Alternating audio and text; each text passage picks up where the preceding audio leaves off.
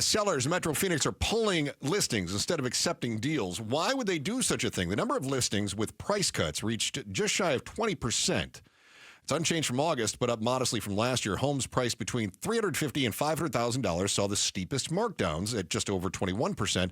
Luxury properties over $1 million, with or without helicopter pads, were less likely to see reductions, with only 13% of them dropping their prices. And I'm also seeing that the average home is selling for about 7% below asking price right now. Mm-hmm. Yep. So what can we read out of that, Joe? Why do we have people who have said, you know what, forget it. I'm not gonna cut my price. I'm just gonna take it off the market. Well, we talked about the pendulum a few minutes ago a little bit, and you think it's swinging faster in each direction. I think it's a matter of how far sellers are willing to let it swing away from them, and I guess buyers too. So I think each control the market to a degree. But let's talk about sellers for a minute. How desperate are sellers to sell their house and move into a new one? Yeah. Why won't a seller pay to remodel their kitchen in their house for a new buyer? That is the weirdest ask. I can't even imagine somebody saying remodel your kitchen before I'll buy it. That's wild to me. Yeah, so I think sellers have decided that's the bridge too far. Oh, you're going to ask for all these concessions?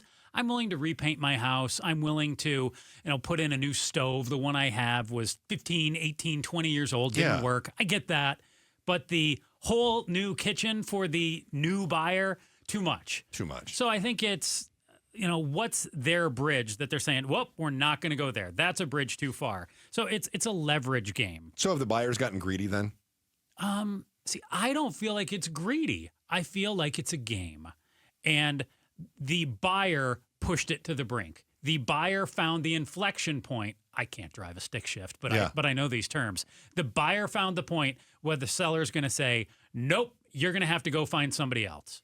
Okay. So, and then when we hit the seller's market, we end up seeing the pendulum go, and that's kind of the peak of that pendulum too, so right? you could say, yes, buyers got greedy. I wouldn't call it greed, but buyers found the point where they're not going to get what they want anymore. Because imagine if they did get the fully remade kitchen. What would be the next thing they'd ask for? Hey, we want you to blow up this house and just build a new one on this land, and here are the specs I would like it to have. Thank you. Yeah. If you get the fully remade kitchen, what are you going to ask for next? I'll take a basketball court in the backyard, please, with lighting. I agree. That seems absurd to me. Okay, so if you're a seller, though, don't you just say no to that buyer and wait for the next one? Why would you pull your house off the market? Or is it an accumulation of too many bad buyers out there? Well, I think the same reason I don't do garage sales anymore. Well, I think if you're the seller... I hate garage sales. You don't do a lot of garage sales. This is the garage sailors that drive me crazy. So if you're a seller, it depends how desperate you are, too. If let's say you bought your house for $300K, you're trying to sell it for $600. Is $500K enough for you? If you get that $600K, you're like, you know what? I could basically double up what I paid for my house. I don't need to move, but I'm willing to explore it. I'd love something nicer and newer. But if you can't get that, you're not desperate to move either. So I think it depends. So the urgency also matters too. So from the seller's point of view, hey, do you have to take a job in California and go that you can't work remotely for? Yeah. Then you've got to sell it, and maybe you have to take a bath. $450. Yeah. Because you got to go.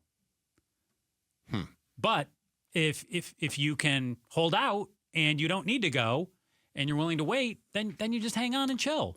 Yeah, I'm kind of with you on that. But I do think that we have this pendulum swinging back and forth, and I do think it's faster. And the example that I have is that last year we were in the seller's market about this time, and then it flipped to a buyer's market, and then it flipped to a seller's market already. I mean, it's already back to a seller's market just about. So I think that we're already seeing examples of it going on right now.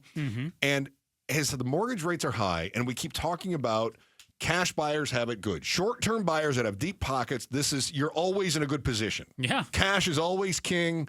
You're always a buyer's market if you've got cash. Right? I also think that we have some institutional buyers that are putting some pressure on things. So as the buyer's market comes back and sellers are maybe willing to make some more concessions, that's when your institutional buyers, your cash investors, your iBuyers, right? The people who hosed me years ago. And I get it cost me like $50,000. Settle down over there a second. They're real.